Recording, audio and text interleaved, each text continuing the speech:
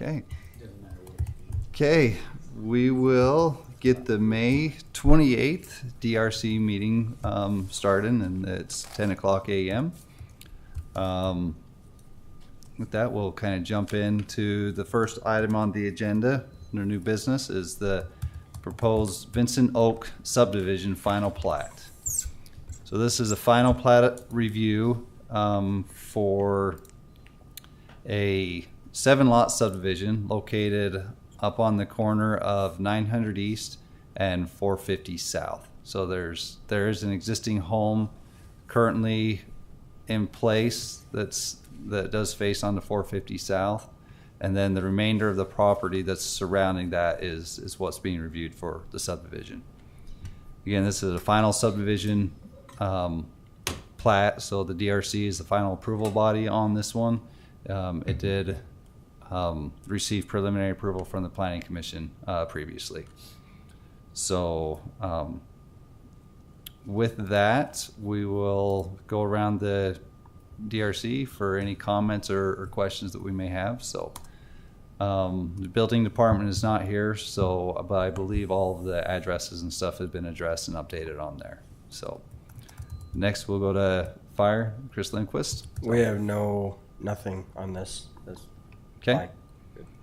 Jason with Public Works. No concerns. Okay, thank you. Jason with Police. I don't have anything. Okay. Ryan with Planning. Just one quick thing. It's very minor, but it'll be easy to miss. So I just want to let you know. So on the acceptance on the city council, because the city council no longer approves or is involved in the subdivision process, just cross off or remove the part that says that they approve this subdivision. That's what the Planning Commission approval is for. So it's really all the city council does now is they're accepting the road dedication. So, but it's easy to miss. So I just want to let you know. Okay. Anything else? Okay. Norm, did you have anything with administration? Yeah, just looking at this as far as stop signs, we got the right amount of stop signs on that road, both of those roads coming from the south. Do we have stop signs shown there? If not, we'll need to add those. Yep, there's stop signs shown on 875 East. What about 900 East? And there if is it's not, we need to add one there just on the outside of the 50+10. Yep. Outside the asphalt, just to make sure that there was one there. Oh, is there was one there? On some of the pages it showed that there was a stop sign there, but then there was one page that was missing it. Let's make sure that we have a stop sign and street signs there. Yep. Okay. There is anything else, Norm? No. There's a couple of comments from the engineering has on this. Sorry, guys. Hey, John, I think we don't want the stop sign there because there's going to be one on the eastbound side. Right? So I'm just thinking for southbound until that road builds in case anyone comes down, do we want to not have one here, or are we okay just to have it on the eastbound? I think just on the eastbound side, don't you? Yeah. Okay. Okay. Kind of go up just as on the plat. Where's this is more of a question for the developer, for access for lot 7. Currently it's just addressed to come off of 875 East. However, due to grading and various things, I don't necessarily see how access could ever come from lot 7 onto 450 South. Because right now, based on the grading plans, there's approximately about a 5 or 6 foot grade elevation difference from 450 as you come up onto that lot. And so you say something to where I think, and also you've got a really short span there between those two roadways. I think that note should extend from it does include 900 East, but it may be wise to put it off of 450 South. So Just John, because- you're talking about having the access for lot 7 off of the side street? Yep. Okay. Restrict, That's probably access would be specifically off of 875 East.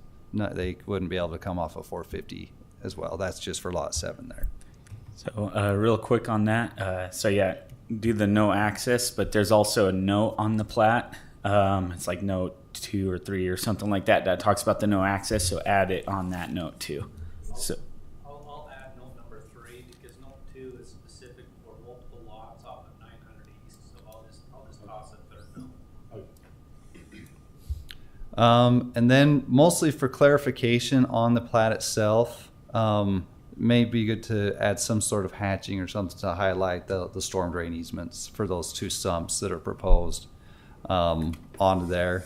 Because right now, as you look at it, it's kind of difficult to see that area. So it's mostly for legibility so those storm drain easements are very distinct. And so people are aware of when they look at the plat itself. Hey, John, sorry Yes. to break in here. Can you go back to lots 1 and 7, zoom in on that? It looks like the PUEs on the fronts of those lots where they come together are probably not accurate. They probably need to follow the curve instead of being square right there. I mean, it's probably a small thing, but just right there where C1 and C9 are. In fact, it looks like on 7 it's right, but it looks like on 1 it's Yeah, not lot curved. 7 it's not, but yeah, lot 1 doesn't have that Yeah. radius there. Yeah.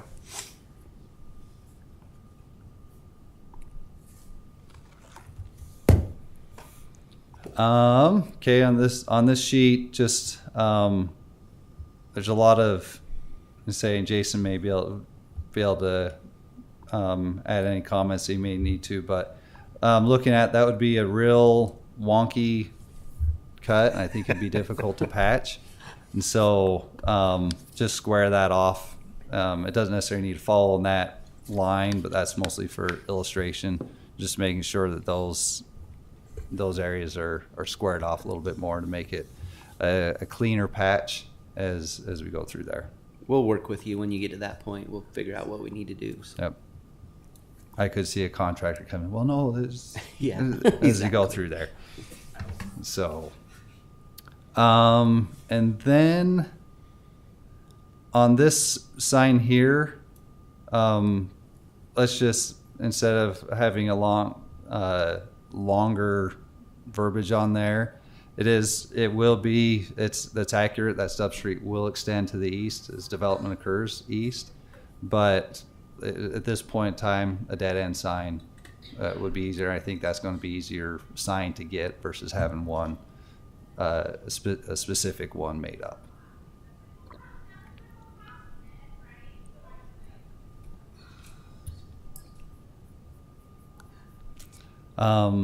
For the storm drains, we come down through here. We do have a very steep slope road. I mean, you're above 5% for most of it.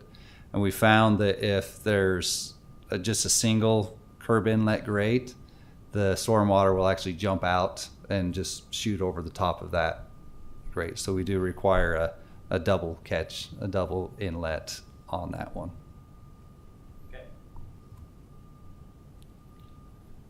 Again, just a note to update, the developer is only required to install the sidewalk. Landscaping would be minimal down through here. It wouldn't be any specific landscaping. You just have to make sure it's cleaned up. By the homeowner when the home is built, Yes, not as part of the development, right, John? that's correct. And then kind of the last comment. So with this, we previously discussed the roadway of 9th East and as required, the developer is required to do half plus 10 as part of this, and that's what's shown for that, and then basically grading up to catch the existing slope on this side. So at this point in time, this cross section won't be the one that would be the constructed. It would be this first cross section right up here. And so that's the direction that would go on this one. However, with that being said, some work will need to be done up here at the top of that slope, mostly to try once this nice new road's put in, that puts a nice new road to people coming up onto the adjoining property to the east. And so just as part of that, there are the dead end road chevrons that are put on the end, which is what's needed. But we also would need to have, I'm sure you're going to find some boulders as you're excavating up through there, saving a few of those and kind of lining them out along that edge, just so that it limits motorcycles, four-wheelers, ATVs, side-by-sides, all that kind of stuff from running up that hill. And then additionally, to protect the road and the homes, we've done this on multiple other projects up here on the bench, constructing a berm along the top of that, like a 1.18 to 2 foot tall berm, just to prevent any water from coming there to just catch onto there and flow to the north and tie into this the grading that's already done over here, going to that trail cross section as part of that as we run along the top of that hill. So, and not saying you have to put it on the smart property or the adjoining property, but just along the top of that hill. We're not saying you can put it on the smart property because we don't have that ability to tell you that. So just at the top of the deal there, if you go to Maverick, you'll see the same thing. We're just trying to protect what's being built and make it so that if there's mountain runoff coming, you've got some way to channel it and direct it away from the roads in the street. And you'll also see where ATVs and side-by-sides were going, hey, that's a jumping. So that's why we're recommending the rocks and stuff as well. So I believe there's a sign there.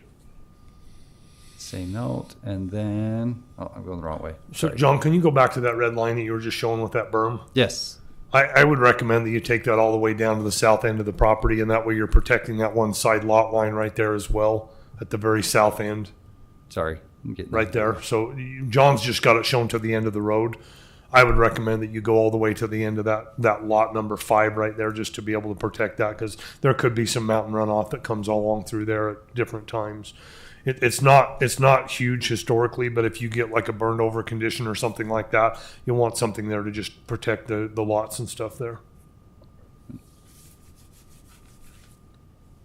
I believe a stop sign, we've talked about that one. The last item on this is, per the geotech report as it was submitted, did recommend a 3-on-8 cross section for a roadway. However, our minimum street cross section requirement is 3-on-8-on-12. So that's 3 inches of asphalt, 8 inches of road base, and 12 inches of structural fill. And so the geotech report did indicate they only need 3-on-8. However, our minimum cross section does kick in where you have a 12-inch structural fill as part of that under all roadways. So that would need to be updated.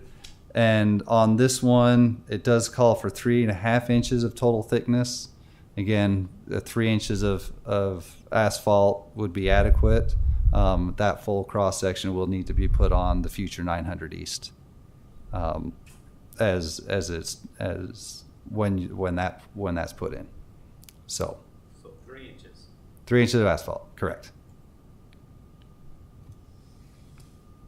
And I believe that was it. So,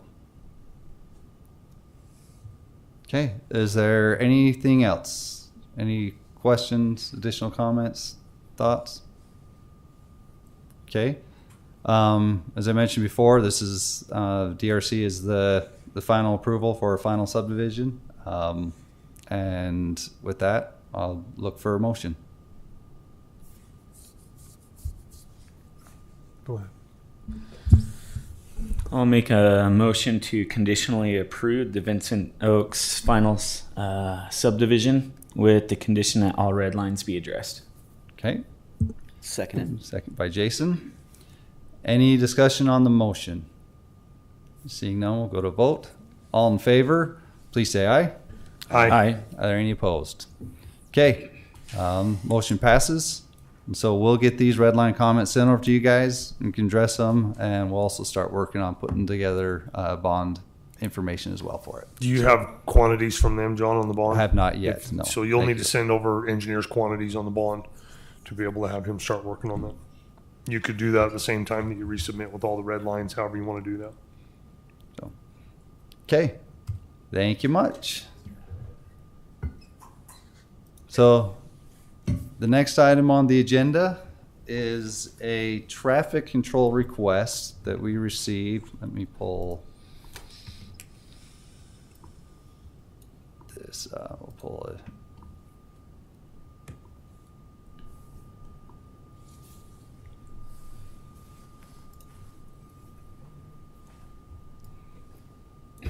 So we received a traffic control request requesting for crosswalks, in addition to some trail improvements up here on the north end of town at the intersection of Royal Land Drive and Center Street. The request included additional crosswalks, signage, etc., up at this intersection. For when basically the reasoning behind it was currently there's a lot of students apparently that go to Apple Valley Elementary that cross at this intersection to get to the trail that's located on the east side of Center Street, and then travels up here and goes to Apple Valley Elementary. There are kind of two parts to the request. One was for the traffic control down there on that intersection. The other one is for, striping of the trail, doing trail improvements. And that may be more of a policy decision on how we stripe trails in the future versus, I think, an action needed by the DRC at this point. But for sure, the traffic control in that specific intersection requesting those items there. With that, I'll kind of share some. We did do a traffic study down there as part of this request, in which we looked at, we did a traffic count and speeds that were done through there. So one item that I'll highlight is this item here. So that's the average daily trips that were counted through over a week span of time. We left the traffic counters up for about a week, and we had an average daily trip count of about 1,000 vehicles. And this was up during the school year, so we still captured the event of having school in session while it was there. And so, and this also did account for speed that was going through there. Most vehicles that were going through the area were in the 25 to 35 mile per hour range. That's the big lion's share. There was about there's about 6,000, a little over 6,000 vehicles that were counted over this week. And so the lion's share of that, again, 4,500 vehicles or so were within the 25 to 35 mile per hour range as they went through there. So with that, from an engineering perspective, basing on the MUTCD, Manual on Uniform Traffic Control Devices, that's kind of federally used out there, based on their criteria, additional signage isn't warranted at this point in time from an engineering perspective, based on volume of vehicles. And So additional signage or striping? Or striping, Okay. Correct. So again, that's from an engineering perspective. Let's go around the DRC for any comments or thoughts that you may have, starting with fire. Fire has no concerns. Okay? The one thing that I would suggest is we have a very specific pedestrian plan around these schools on how to get kids to and from school. Mm-hmm. And I think it would warrant making sure that at the first of the year, maybe the middle of the year, that the school district, maybe the principal, somebody does some training with those youngsters on where we cross the street at. And we have a paid crossing guard there on the intersection of, what is it, 770 North? 770, and yep, so there is, this is the designated safe routes to school crosswalk. Yep. Associated with the Apple Valley Elementary. So instead of those kids, going north to Royal Land Drive and then crossing, they just need to cross where the crossing guard is. Mm-hmm. And I think we could do that by just, with some training, helping those youngsters realize that, that's where they need to cross. Yep. That would be a coordination with the school district. Yep. So. That's the only thing I have. Okay. Kason, please. Yeah, I'm on board with what Jason said. If we did have a crosswalk further north, we'd also have to probably extend the school speed zone back to include that, and then also pay another crossing guard if that was used for school traffic. But I think where Nebo School District has their safe walk route, that should just probably be communicated better with the parents and kids that that's where they need to go. Okay. Sounds good. Ryan, planning? No further comments. I agree with Public Works and Police. Okay. Norm's admin? So John, from my recollection, in case, and maybe you can help me on this, that Center Street and 770 North is the designated route where the school wants the kids crossing. Yes. The school district wants that crossing right now. So that's why there's a crossing guard there. That's why the lights are there. That's why, because the more you spread it out, again, I'm not a school district administrator, but the more you spread it out, the more you have problems with kids crossing even mid-block and those types of things. So at this point in time, yeah, without some further input or some recommendations from the school district, I think it needs to stay as is, and no crosswalk or lights there at Royal Land, just because that's the designated route that they, in other words, as kids are coming to and from school, they want them on the west side of if they're coming from the west side of Center Street, they want them to stay on the west side of Center Street until they get to 770 North and cross there, because there's a crossing guard and the lights that are already there. That's the designated route, not at Royal Land. Now, if people choose to do that, then that's fine, but we do need to make sure that we're in line with the school on this, because otherwise we're potentially, having a problem with that. So I would concur with what everything that's been said, and again, helping parents and kids to know that is the designated route, and it needs to be maintained, unless I think even annually, unless, let me finish my thought, unless the school district decides they want to look at something different. But if I remember right, Casey, the school district looks at this annually right before school every year to make sure that we've got crosswalks and painted and those types of things, right? So this will be looked at again before school starts by the school district, and we can give that input from this traffic control request in there at that point in time, and that's what I would recommend that we do at this point. Yeah, and I think the reason that they put it right there by the school is because they also have a lot of kids coming from the south as well, towards yes. that point. So that's just kind of where everybody funnels to. Yep. And so that's what I would recommend on that. I agree with everything that's been said as far as Jason and Kason and Ryan. The other thing on the trails, that really is a policy decision, whether we stripe part of the trail as being bicycle only, something of that nature. If you go to Provo Canyon and you look at the Provo Canyon Trail, that has a specific part of it that is biked for bikes. If you go to Spanish Fork, I think Spanish Fork has the same thing. So that would just be something that we would need to look at to decide if that's something that we want to do. Right now, that's not done. I mean, it is an additional cost and additional work for our striping crews and our public works to maintain and upkeep.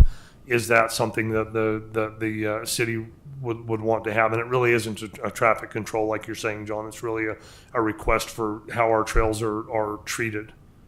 So that's my input on that. And just one other comment that I would add, from similar requests, this comes out, areas where it's marked for, where you have a pedestrian crosswalk, tend to lead to a kind of a false sense of security. So if you did put a crosswalk up there, again, at Royal Land Drive, it indicates it, a lot of times it'll create a false sense of security for pedestrians because they're like, oh, there's a crosswalk here. And instead of waiting for vehicles to pass, they'll just jump in and go. And so that's kind of another reason from my perspective, at least, that indicates why probably wouldn't be best at this point in time to add that there.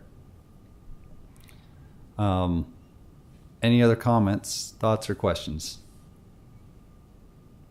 If not, I would say look for a motion on this traffic control request. John, I would make a motion that we can take this to the school board when they have their annual meeting as far as the crosswalk is concerned and have further discussions. But at this point in time, that we not move forward on either of those items on the traffic control request, that we would need to look at more of a broad policy discussion on striping of trails for bikes and for that crosswalk. So just, is that a tabling motion or we could table it at this point in time until we have further data. The one for the trail striping, again, I don't think is a traffic control request necessarily that this body would act on. So really it's just the crosswalk that we table that at this point in time until we have further data or have further communications with the school district. Okay. On the striping, Norm, would that be something that would go through city council for have them approve, or? Don't know the answer to that. We can certainly have conversations about that and figure out where we want to go. Okay. Okay. Is there a second to the motion? I second that. Okay. We've got a motion and a second. Any other discussion on the motion? Seeing none, we'll go to vote. All in favor, please say aye. Aye. Aye. Okay. Motion passes. Application's been tabled until we get some input from the school district. The next item on the agenda is the approval of the meeting minutes from the April 23rd, 24 meeting. Motion to approve those minutes. Okay. Second. Got a motion and a second. All in favor, please say aye. Aye. Any opposed? Okay, motion passes unanimously. Unless there's anything else that need to come to the DRC, I would look for a motion to adjourn. So moved. Okay, we are adjourned at 10:20.